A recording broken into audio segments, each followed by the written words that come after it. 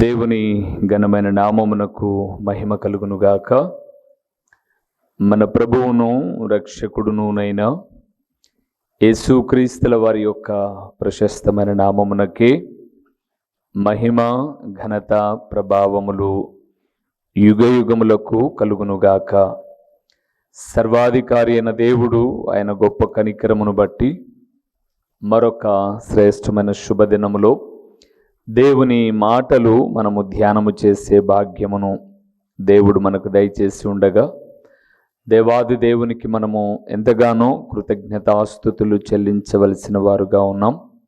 అదే సమయములో దేవుని సన్నిధిలో దేవుని మాటలు వినుటకు కూడి వచ్చిన దేవుని ప్రియబిడ్డలైన మీ అందరికీ కూడా ప్రభు అయిన యేసుక్రీస్తు పేరట వందనములు తెలియచేయుచున్నాను. దేవుని వాక్యమును ప్రేమించే మిమ్మలను, మీ కుటుంబములను నా ప్రభు అయిన యేసుక్రీస్తు నిండారులుగా దీవించునుగాక.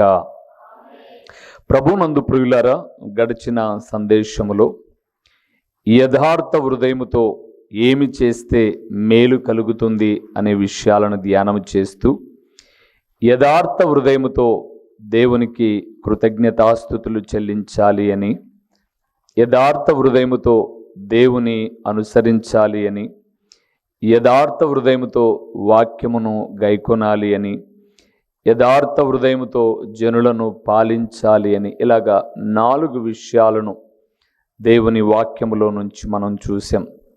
ఆ సందేశ కొనసాగింపుగా యథార్థ హృదయులకు ఎలాంటి మేలులు కలుగుతాయి?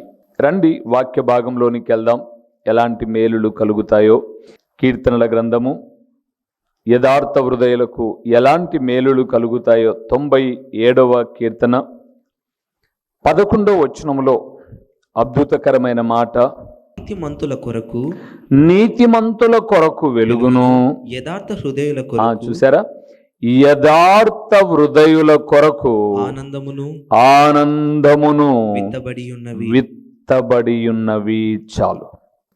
దేవుని యందు ప్రియమైన వారలారా, యథార్థ హృదయముతో దేవునికి కృతజ్ఞతాస్తుతులు చెల్లించిన, సరైన క్రమమైన పరిపాలన అందించిన, దేవుని వాక్యమును అనుసరించిన, దేవుని ఆజ్ఞలు గైకొన్న మేలు కలుగుతాయి అని గడిచిన సందేశం మనం చూసాం.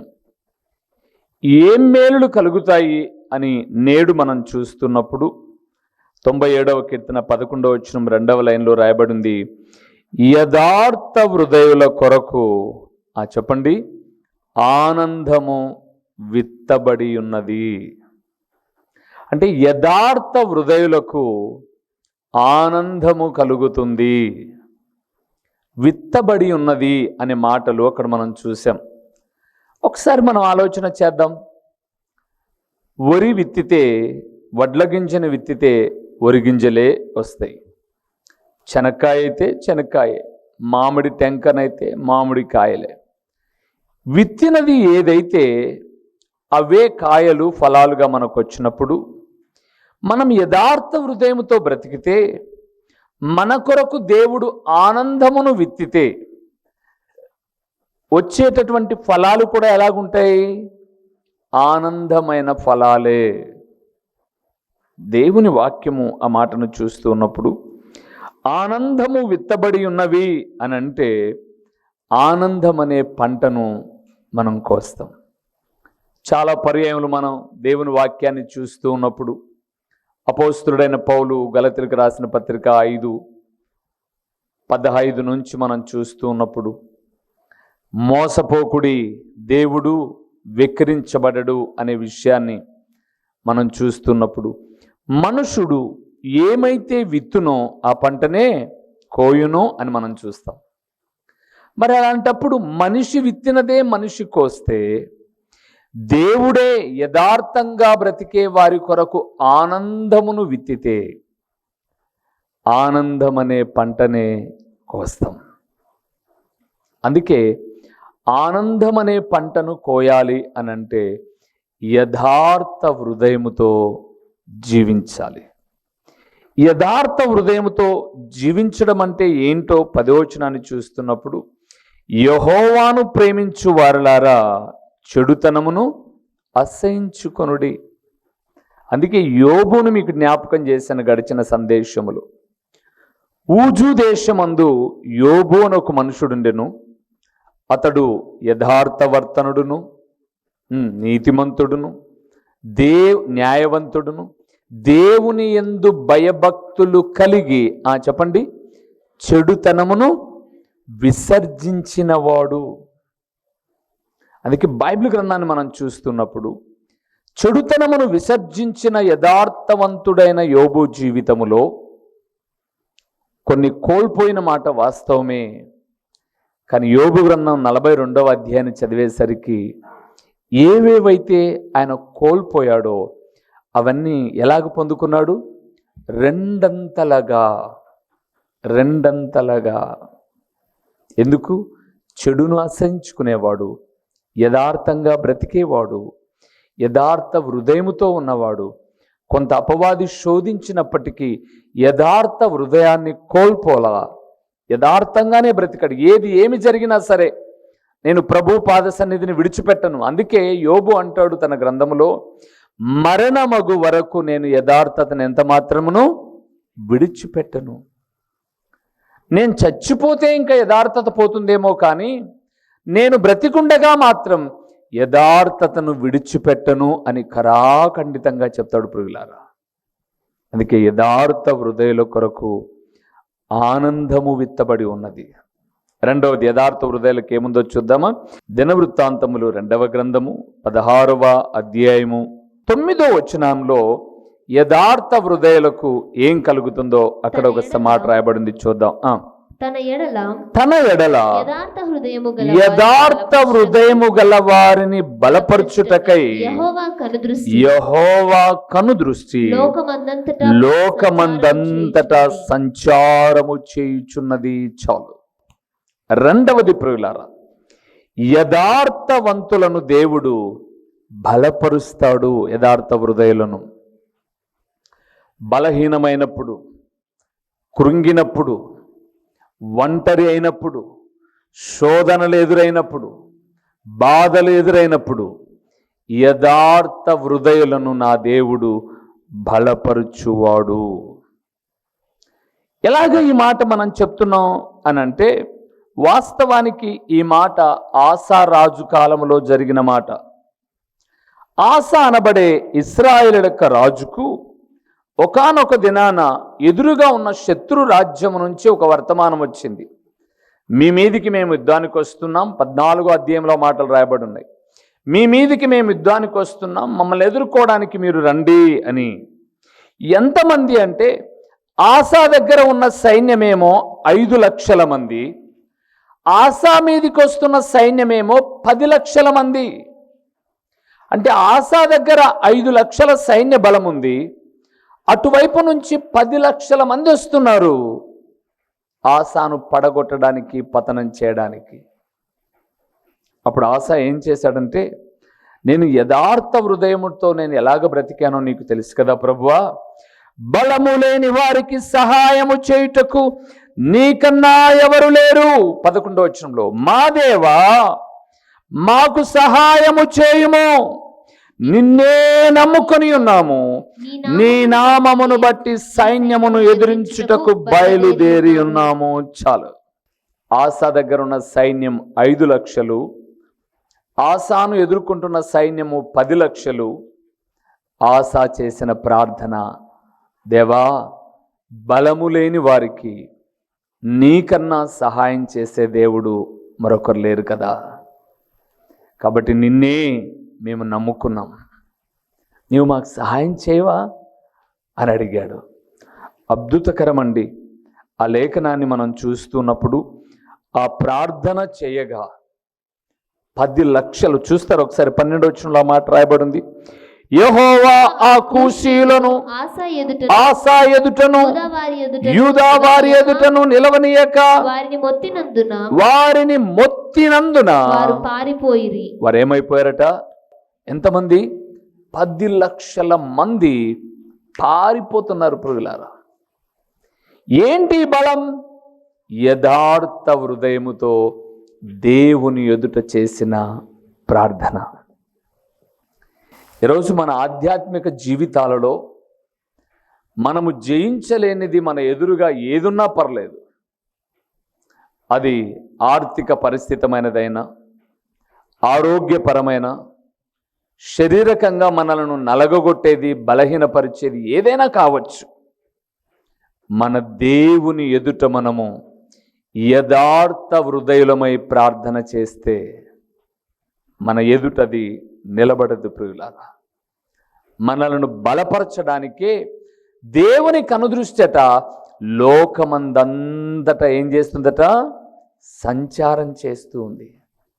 అలాగే ఒక్క ఆశా జీవితంలోనే కాదు ప్రియులారా, యూదారాజు అయినటువంటి ఆశా జీవితంలోనే కాదు, అటు ముందుకు వెళ్తూ ఉన్నప్పుడు మరొక రాజు అయిన యెహోషాపాతు వస్తాడు. అలాగే మనము ధ్యానం చేసుకుంటూ వెళ్తున్నప్పుడు హిజ్కియా వస్తాడు. ఈ రాజులందరూ కూడా బలహీనమైపోయినప్పుడు, తమ సైన్యము తక్కువగా ఉండి ఎదురుగా ఉన్న వాళ్ళు చాలా బాధ పెట్టాలనుకున్నప్పుడు వారు చేసిన ఒక గొప్ప పని ప్రార్థన, ప్రార్థన, ప్రార్థన, ప్రార్థన. ప్రార్థన ఈ లోకంలో అన్నిటికన్నా బలమైనది. అది ప్రభువుతో మాట్లాడేటటువంటి గొప్ప భాగ్యం కలిగినది. ఎవరైతే ప్రభువుతో యథార్థ హృదయాలే మాట్లాడతారో వారిని దేవుడు బలపరుస్తాడు ప్రియులారా. ఏలియా యెజబేలుకు భయపడి ఎక్కడో కిద్రోను వాగు దగ్గరికి వెళ్ళి దాక్కున్నాడు. కాకి వచ్చి ఆహారం ఇస్తూ ఉంది. ఆ ఏటి పారే నీళ్లు తాగుతూ ఉన్నాడు. కొద్ది రోజులకు ఏటి నీళ్లు, ఎందుకంటే 3.5 సంవత్సరం వర్షం లేదు, పారే నీళ్ళు ఏమైపోయాయి? ఆగిపోయాయి. వచ్చే ఆహారం ఏమైపోయింది? ఆగిపోయింది. ఇప్పుడు ఏం చేయాలి? ఏలియా ఆ ఒక్క ఆహారము భుజించి ప్రార్థన బలము చేత సుదూర ప్రయాణం చేశాడండి. ఆహాబును కలుసుకోగలిగాడు. నేను జ్ఞాపకం చేస్తున్నాను, నువ్వు ప్రార్థనలో బలపరచబడితే, బలమైన ప్రార్థనలు చేస్తే, అదే కదా జకరియా గ్రంథం 4:6లో రాయబడిన మాట, శక్తి చేతనైనను బలము చేతనైనను కాక నా ఆత్మ చేతనే ఇది జరుగు. ఏది జరుగుతుంది? గొప్ప పర్వతమా, జెరుబ్బాబేలును అడ్డగించుటకు నువ్వు ఏ పాటి దానవు? ఏమవుతావు నువ్వు? చదును భూమి వగుదువు. నువ్వు ప్రార్థన చేస్తే నీ ఎదుట సాతానుడు కట్టే కోట గోడలు ఎంత పెద్దైనా కానివ్వండి. ఎరికో కోట గోడలు ఎంత పెద్దవి! ఎరికో కోట గోడల మీద రథాలు పోయేవట. గుర్రాలు చక్కగా పరిగెత్తుకుంటూ రోడ్డు మీద వెళ్ళినట్టుగా ఏ అభ్యంతరం లేకుండా వెళ్ళే అంత వెడల్పోయినటువంటివి. కానీ అలాంటి గోడలను కూల్చింది ప్రార్థనా శక్తి. యెహోషువ గోడ మీదకి ఒక ఈటని మీద వదలలే, ఒక బాణం వేల, కానీ దాని చుట్టూ తిరిగి ప్రార్థన చేశాడు, దేవుని స్తుతించాడు. అంతే ప్రియులారా, ఆ యథార్థ హృదయుల ప్రార్థన విన్న దేవుడు ఆ కోట గోడలను ఉన్న పలంగా ఏం చేశాడు? కూల్చివేశాడు. అందుకే యథార్థ హృదయుల కొరకు ఆనందము విత్తబడి ఉన్నది. యథార్థ హృదయులను బలపరుస్తాడు. ఎలాగో తెలుసా? ఒక మాట చెప్పి నేను 3వ విషయానికి వెళ్తాను. ఫిలిప్పీలకు రాసిన పత్రిక 4వ అధ్యాయము, ఫిలిప్పీలకు రాసిన పత్రిక 4వ అధ్యాయము 13వ వచనాన్ని ఒకసారి చూద్దామా? 13వ వచనాన్ని ఒకసారి చూద్దాం. చూడండి పౌలు ఎంత ధైర్యంగా ఈ మాట మాట్లాడుతున్నాడో. నన్ను బలపరచువాని ఎందే నేను సమస్తమును చేయగలను. చాలు. ఆ పై మాటలు అంటాడు, నేను అన్ని స్థితులు ఎరిగిన వాణ్ణి. ఆకలి అంటే ఏంటో తెలుసు, దాహం అంటే ఏంటో తెలుసు, సమృద్ధిగా బ్రతకడం ఏంటో తెలుసు, కష్టాలు తెలుసు, నష్టాలు తెలుసు, బాధలు తెలుసు, ఇరుకు ఇబ్బందులు అన్నీ నాకు తెలుసు. అయితే ఇవన్నీ తెలిసినప్పుడు నేను కృంగిపోకుండా ముందుకు వెళ్ళిపోతున్నాను. సంతోషంగా ఉన్నప్పుడు ఎవరైనా ముందుకు వెళ్తారు, సమృద్ధిగా ఉన్నప్పుడు ఎవరైనా ముందుకు వెళ్తారు, బాధ ఉన్నప్పుడు కృంగిపోతారు. కానీ పౌలు అంటాడు, నేను కృంగిపోను. ఏం పౌలయ్యా, ఎందుకు కృంగిపోవు నువ్వు అనంటే, నన్ను బలపరిచే దేవుడున్నాడు, నన్ను బలపరచువాని ఎందే నేను సమస్తాన్ని చేస్తాను. అవును ప్రియులారా, మనం బలహీనమైన ప్రతిసారి మనల్ని బలపరిచే ఒక హస్తం ఉంది. అది మన ప్రభు అయిన యెహోవా యొక్క దక్షిణ హస్తం. మనం ఎందుకో ప్రతిదానికి తొందరపడిపోతాం, కృంగిపోతాం. కొంత ఓర్పు కలిగి ఉంటే గొప్ప ద్రోహ కార్యములు జరగకుండా ఘనమైన రీతిలో ఆయన నడిపించుటకు సామర్థ్యం కలిగిన వాడు. కాబట్టి యథార్థ హృదయుల కొరకు ఆనందము విత్తబడి ఉంది. యథార్థ హృదయులను ఆయన బలపరిచే దేవుడు. మూడవది, యథార్థ హృదయులకు ఏం చేస్తాడో చూద్దామా? 36వ కీర్తన, కీర్తనల గ్రంథము 36వ కీర్తన 10వ వచనాన్ని ఒకసారి మనం చదువుకుందాం ప్రియులారా. 36వ కీర్తన 10వ వచనాన్ని ఒకసారి మనం చూద్దాం. నిన్ను ఎరిగిన వారి ఎడల నీ కృపను, చూసారా, యథార్థ హృదయుల ఎడల నీ నీతిని ఎడతెగక నిలుపుము చాలు. మూడవది ప్రియులారా, యథార్థ హృదయుల ఎడల దేవుని యొక్క నీతి ఎడతెగక ఉంటుంది. ఎడతెగక అంటే కాపుదల అని చెప్పచ్చు మన భాషలో. అది కొంతకాలం కాదు, ఎల్లప్పుడూ అని రాయబడింది అక్కడ. ఎడతెగక అంటే ఎల్లప్పుడూ అని. ఎందుకు అలాగా అని అంటే, వారు యథార్థ హృదయులు కాబట్టి వారి ఎడల నీ నీతి ఎడతెగక ఉంటుంది. ఈరోజు ఈ వాక్యం వింటున్న దేవుని కుమారుడా, కుమార్తె, మన నీతి మురికి బట్ట లాంటిదే. కానీ దేవుని నీతి సూర్యుని కన్నా తేజస్సుతో కూడినది, అంతకన్నా కాంతివంతమైనది, అంతకన్నా శక్తివంతమైనది. ఆయన నీతి మన ఎడల నిత్యము నిలిచి ఉంటుంది ప్రియులారా. అందుకే మనం యథార్థ హృదయముగా బ్రతకాలి. నటనలు వద్దు, వాళ్ళకు అనుకూలంగా వీళ్ళకు అనుకూలంగా వద్దు. దేవా, నీకు అనుకూలంగా నేను నడుచుకుంటాను, నాకు ఆనందమును బలమును నీ నీతిని ప్రసాదింప చెయ్యి అని అడిగితే ఎడతెగని నీతి చూపేవాడు ఆయన. అంత మాత్రమేనా? ఇంకో మాట చూపిస్తాను. 64వ కీర్తనలో యథార్థ హృదయులకు జరిగే మరొక మేలు ఉంది, చూడండి ప్రియులారా. 64వ కీర్తన 10వ వచనాన్ని మనం చూద్దాం. 10వ వచనాన్ని మనం చూద్దాం. నీతిమంతులు యెహోవాను బట్టి సంతోషించుచు ఆయన శరణు జొచ్చెదరు. అక్కడ రాయబడింది చూడండి ఆ మాట.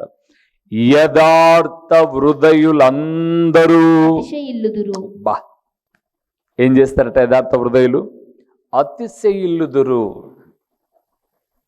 కొన్నిసార్లు మనం 20వ కీర్తనకి వెళ్తున్నప్పుడు కొందరు గుర్రములను బట్టియు కొందరు రథములను బట్టియు అతిశయపడుదురు, మనమైతే అన్నాడు.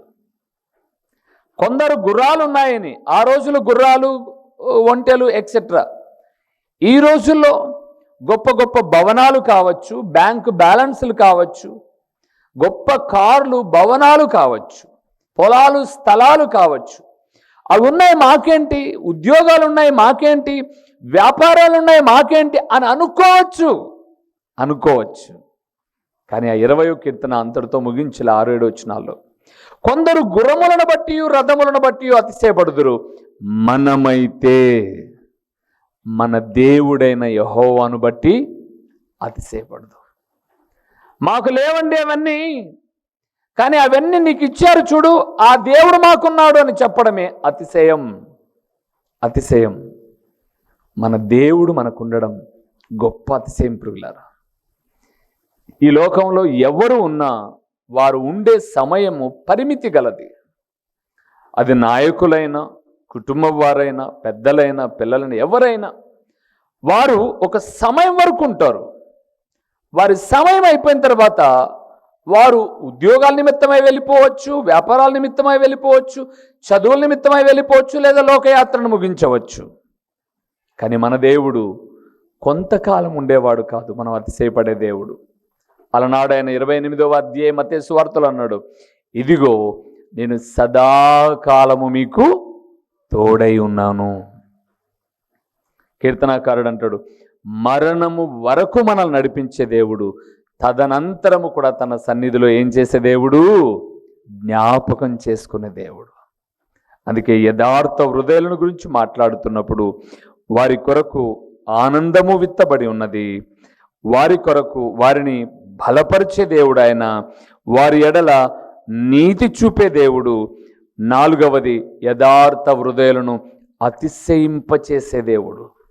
మా దేవుడున్నాడు మాకు అని పిల్లగా ఉన్నప్పుడు మనం ఆడుకునేటప్పుడు ఏదైనా ప్రక్కింటి వాళ్ళు తెచ్చుకొని పిల్లలు తింటూ ఉంటే మన పిల్లలు పోయి అడిగినప్పుడు, లేదా మనం పోయి అడిగినప్పుడు, వాళ్ళు లేకపోతే మనం అనేవాళ్ళం, మా నాన్న కూడా తెస్తాడు పో, మేము తింటాం పో అని వాళ్ళను ఉడికించేవాళ్ళం. మన నాన్న తెచ్చినా తేవకపోయినా ఆ ఎదుటి వ్యక్తిని ఉడికించడానికి, రేపు నా దగ్గర ఉన్నప్పుడు నువ్వు నా దగ్గరికి రావాల్సి వస్తుంది అనడానికి, ఉడికించడానికి మాట్లాడేవాళ్ళం. మన నాన్న మనకు తెచ్చి ఇచ్చినా ఇవ్వకపోయినా మన పరమ తండ్రి అయిన దేవుడు మనకు సమస్త విషయములలో కృప చూపి బలపరిచి అతిశయించేటట్టుగా చేసే దేవుడు. చివరిగా ఒక్క మాట చెప్పి నేను ముగిస్తాను. కీర్తనల గ్రంథము 7వ కీర్తన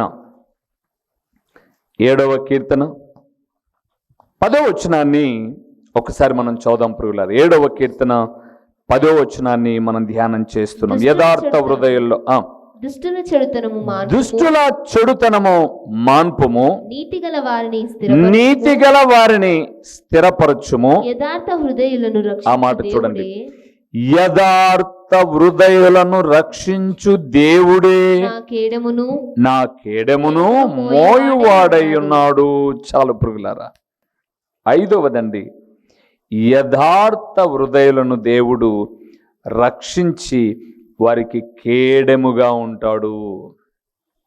రక్షించడం మాత్రమే కాదు, వారికి కేడెముగా. కేడెము ఇది వరకు మీకు చెప్పాను.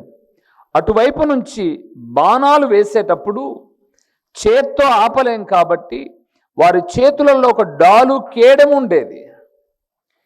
కేడెము డాలు అనబడేవి శరీరానికి ఆపద కలగకుండా అడ్డగించేవి. అవి అటువైపు నుంచి వచ్చే బాణం ఏదైనా ఇక్కడే ఆగిపోవాలి. ఒకవేళ దేహాన్ని తాకినా, శిరస్సును తాకినా, ఆ పెట్టుకున్నటువంటి ఆ ఆభరణాలు ఉన్నాయి చూడ, ఆ కేడాలు ఉన్నాయి చూడండి, అవి ఆ బాణాలు లోపలికి దూరకుండా అడ్డగించేవి. ఇవెందుకు జ్ఞాపకం చేస్తున్నానంటే, మన దేవుడు అపవాది అనేకమైన బాణాలు మన మీద వేస్తూ ఉన్నప్పుడు ఆయన మనలను రక్షించడానికి మనకు ఎలాగుంటాడట? కేడెముగా. అంటే ఇప్పుడు ఏదైనా ఆపద మన మీదకి రావాలనుకోండి, మన ముందు ఒక దుర్గమైన దేవుడు ఉన్నాడు, ప్రభు అయిన యేసుక్రీస్తు. ఆయనను దాటే మన దగ్గరికి రావాలి. అందుకేనేమో జకరియా గ్రంథకర్త అంటాడు, మిమ్ములను ముట్టినవాడు చెప్పండి, నా కనుగుడ్డును ముట్టినాడని నేను ఎంచుతాను. మీరు నా పిల్లలు. అప్పుడప్పుడు మనం చూస్తుంటాం ప్రియులారా, మనం పెంచుకునే చిన్న కుక్క పిల్ల అయినా అది ఎదిగి ఒక వయసు వచ్చి దానికంటూ కొన్ని పిల్లలు కలిగితే మనం రోజు అన్నం పెట్టే వాళ్ళమైనా సరే, అది పిల్లి పిల్ల అయినా కుక్క పిల్ల అయినా మరొకటి ఏదైనా, రోజు మనమే దాన్ని పోషించినా దానికి పిల్లలు కలిగినప్పుడు దగ్గరకు వెళ్తే గాండ్రం చేస్తుంది. అది ఇప్పటిదాకా నా దగ్గరకు వచ్చావు, నా పిల్లలను తాకగాకు అని గాండ్రిస్తుంది. మనం రోజు చాక్కున్న మన ఇంటిలోని చిన్న జీవే తన పిల్లలు ముట్టుకోవడానికి ఒప్పుకోకపోతే మనము యూదా గోత్రపు సింహపు పిల్లలం. దేవుని ప్రియబిడ్డలం ప్రియులారా. మనలను కీడు చేయాలని, మనల్ని పాడు చేయాలని అపవాది రకరకాల ప్రయత్నాలు చేసినప్పుడు, రకరకాల ఇబ్బందులు సృష్టించినప్పుడు నా దేవుడు అంటున్నాడు, నువ్వు యథార్థ హృదయముతో బ్రతికితే నేను నీకు కేడెముగా ఉండి నిన్ను నేను రక్షిస్తాను. దావీదును రక్షించిన దేవుడు, సొలొమోను, హిజ్కియా, ఆసా, యెహోషాపాతు, ఒకరేంటి భక్తుల జీవితాలను చూస్తున్నప్పుడు వారికి ఎదురయ్యే అనేకమైన విపత్కరమైన పరిస్థితులలో దేవుని సహాయం వారు కోరగా, వారికి కేడెముగా ఉండి, వారికి దుర్గముగా ఉండి వారిని రక్షించిన దేవుడు మనల్ని ఎందుకు రక్షించడు అనే లేఖనం సెలవిస్తుంది. 13వ అధ్యాయము హెబ్రీయులకు రాసిన పత్రికలో యేసుక్రీస్తు నిన్న నేడు రేపు కూడా ఒకేలాగా, అందుకే కంటిన్యూషన్ చేస్తూ అన్నాడు, యుగ యుగములు ఒకటే రీతిగా ఉన్నాడు. మనుషులు మారచ్చు పరిస్థితులను బట్టి, దేవుడు మారువాడు కాదు ప్రియులారా. మార్పు లేని దేవుడు నేను ఆరాధిస్తున్న ప్రభు అయిన యేసుక్రీస్తు. ఆ దేవుడు ఈ రాత్రి మనతో మాట్లాడుతూ, ఈ సమయంలో మనతో మాట్లాడుతూ అంటున్నాడు, యథార్థ హృదయముతో బ్రతికితే మీ కొరకు ఆనందము ఉంది. మిమ్మల్ని నేను బలపరుస్తాను, మీ ఎడల నీతి చూపుతాను, నేనున్నానని మీరు అతిశయపడతారు, నేను మిమ్మల్ని రక్షించి మీకు కేడముగా దుర్గముగా ఉంటాను అన్నాడు. అందుకే ప్రియులారా, భక్తి జీవితములో నటన వద్దు, నాటకీయమైన జీవితం వద్దు, యథార్థమైన జీవితాన్ని కలిగి ఉందాం, అలవర్చుకుందాం. మనల్ని పిలిచిన దేవుడు నమ్మదగిన దేవుడు, తప్పక మనల్ని కూడా మేలులతో తృప్తిపరిచేవాడుగా ఉన్నాడు. తలలు ఉంచుదాం, కళ్ళు మూసి ప్రార్థన చేద్దాం. దేవా, నీ మాటల మాధుర్యత విన్న నేను యథార్థ హృదయముతో బ్రతకడానికి తీర్మానం చేసుకుంటాను. నా కొరకై విత్తబడిన ఆనందం, ఆ ఫలాలు నేనే కోసుకోవడానికి, ఆ ఫలాలు నేనే అనుభవించడానికి, నా దేవుడు నువ్వు ఉన్నావని అతిశయపడ్డానికి, నన్ను బలపరిచే దేవుడు అయిన నీలో సమస్తము చేయడానికి, నా ఎడల చూపిన నీ నీతికి విధేయుడును కావడానికి, నువ్వు రక్షిస్తూ ఉన్నప్పుడు నిత్యత్వాన్ని స్వతంత్రించుకోవడానికి నీ అడుగు జాడలలో నడుస్తాను, నీ నిత్యత్వాన్ని పొందుకుంటాను అని ప్రభు ఎదుట శిరము వంచి ప్రార్థన చేద్దాం. తలలు ఉంచుదాం, కళ్ళు మూసి ప్రార్థన చేద్దాం. మహిమా స్వరూపివైన మా ప్రియమైన పరలోకపు తండ్రి, మహోన్నతుడవైన దేవా, మీ ఘననామమునకు స్తోత్రములు చెల్లిస్తూ ఉన్నాము నాయనా. యథార్థ హృదయుల ఎడల మేలు చేయు దేవా, మీకు స్తోత్రములు.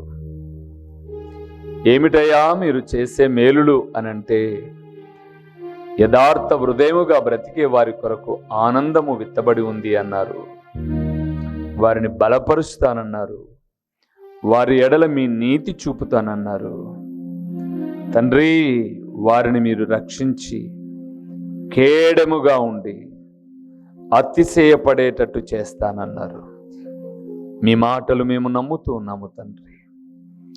ఆకాశము భూమి గతించినా గతించవచ్చు, కానీ మీ మాటలో నుంచి పొల్లు కూడా పోదు. కాబట్టి అలాంటి మీ మాటలు నమ్మి మీ మీద ఆధారపడి మీ వైపు చూస్తూ ఉండగా మమ్మల్ని మీరు బలపరిచి స్థిరపరచండి. ప్రకటించబడిన పరలోకపు సంగతులు వ్యర్థముగా పోకుండా, ఓ తండ్రి, సారవంతమైన నేలను పడిన విత్తనము వలె 30 అంతలుగా 60 అంతలుగా 100 అంతలుగా ఫలింపచేసి మీ గణనామానికి మహిమ ఘనత ప్రభావములు మీరు కలుగ చేసుకునమని ఎంతైనా నమ్మదగిన దేవుడవని మీకు స్తుతులు చెల్లించుకుంటూ యేసు నామములో అడిగి పొంది ఉన్నాము తండ్రి, ఆమేన్. మా చిరునామా దైవజనులు బ్రదర్ ఓ రూబేన్ గారు, క్రీస్తు ప్రార్థనా మందిరం, డోర్ నెంబర్ 1-10-386, నగరిగుట్ట, పులివెందుల, కడప జిల్లా. మీ ప్రార్థన అవసరాల కొరకై సెల్ నంబర్ 9989067409.